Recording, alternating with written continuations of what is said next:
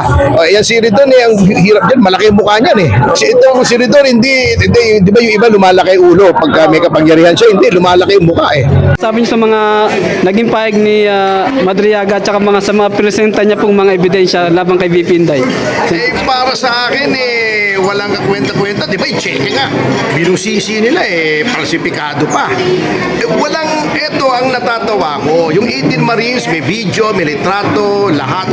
18 sila nagsasabi, pare-pareho sinasabi nila, hindi daw credible. Si Madriaga, walang litrato, palpak yung painting, palpak yung cheque, palpak lahat yung kiniklaim niyang siya ay miyembro ng military, may mga certification, credible daw. Pero alam naman po nating lahat, it's not a question of credibility, it's a question of political expediency.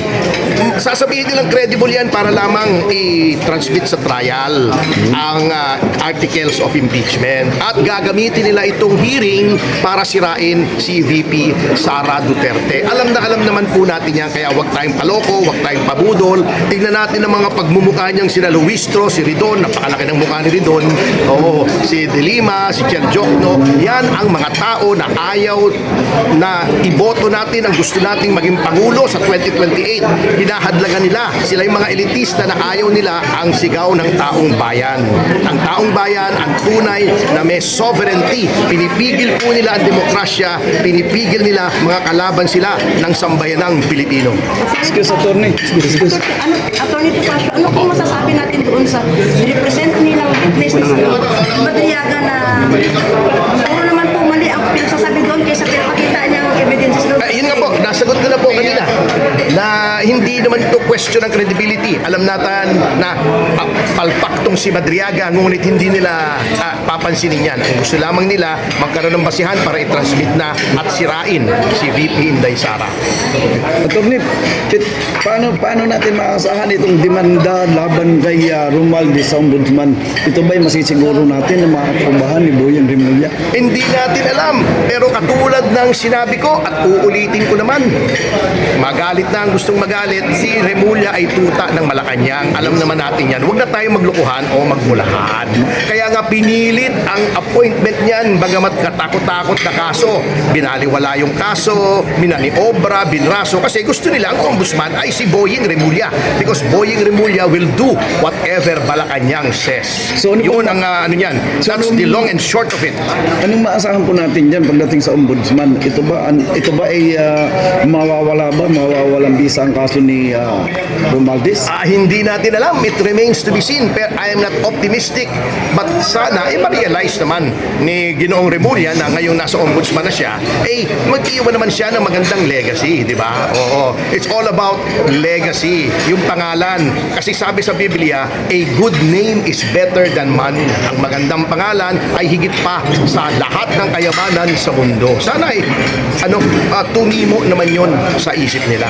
Attorney Topacio, ano po masasabi natin ngayon na gusto nilang idiretso ngayon si Saldico sa ombudsman? Alam naman natin kung ano ang kalakaran ng ombudsman. Ano po masasabi? Ewan ko, diskarte nila yan. Pero kung ako sila, ang tagal-tagal na nilang sinasabi sa mga hearing sa Blue Ribbon, sa House na si Saldico ang mastermind, di tawagin nila. Pag hindi nila tinawag, may tinatago sila. May kinikilingan sila, may kino-cover up sila. Malinaw lang yan. Very simple lang naman yan ayaw nilang palakihin yung issue ni Saldico kasi madidistract yung kay VP. Matatakpan yung kay VP. Gusto nila, laging pinag-uusapan si VP at saka yung mga palpak na mga ebidensya at mga testigo laban kay VP. So, seriously, lagi kong sinasabi, huwag tayong magpapakalat ng mga maling impormasyon tungkol sa presidente. Whether you like the president or you do not like the president, siya ang ating Pangulo. Kung may basihan, bakit hindi? Pero kung walang basihan, huwag po tayong magpakalat ng maling impormasyon. Ako, never kong ginawa yan na mamatay na, o malubha, o nasa ganitong ospital, o nasa ganyang ospital, o patay na, may time of death pa. Never ko pong pinalaganap yung mga ganyang impormasyon. Although, alam niyo naman, kritiko tayo ni Pangulo. Hindi ako pupunta roon kasi hindi mabubuting mga tao naroon. Kaya hindi na tayo pupunta sa Malacanang. Baka mahawa tayo. Oo, mga pangit ang mga ginagawa. Oo. Pangalawa, doon sa impeachment ni Sara, sa pahayag ni Ridon na ayaw nilang kalimahin yung utos ng Supreme Court na mag-comment sila, ano masasabi mo? Hindi pwede yun kasi kataas-taas ang hukuman yan eh. Hindi nyo pwedeng suwayin yan, di ba? O, yan si Ridon eh, ang hirap dyan, malaki ang mukha niyan eh. Itong si Ridon, hindi, di ba yung iba lumalaki ulo pagka may kapangyarihan siya, hindi, lumalaki yung mukha eh. Ayong pahayag naman ni Attorney Chua na equal branch lang daw yung Supreme Court at saka Senado, Kongreso. Pambihira naman eh. Para naman siya hindi abogado, alam naman niya may expanded judicial power ang Korte Suprema. At ang Korte Suprema ang check and balance sa kapangyarihan both of the executive and the legislature. So wala yan, mga palusot lang yan. Mga kaputan lang yan itong mga taong ito. At ang Supreme Court lang ay mayroong kapangyarihan na mag-utos sa lahat ng mga branch. Hindi, ang Supreme Court ang magsasabi kung ang ginagawa ng kahit anong branch ay lumalabis na sa kanilang kapangyarihan, grave abuse. So nasa poder yan ng Korte Suprema sa ilalim ng konstitusyon. So, kaya dapat tayo ay sumunod. Alam niyo, nakakatakot yung trend na yan. Seriously, nakakatakot yung trend na yan ng mga opisyal natin ng gobyerno, nag-umpisa kay Soto, na hindi daw susundin yung utos ng Korte Suprema, kay Luistro, kay De Lima, na bend the law. Hindi po pwede yan. Ang law po ay hindi dapat binebend. Ano? Ang law ay sinusunod. Lalo na kung ito ay batas na nasa saan sa saligang batas, ang pinakamataas na batas.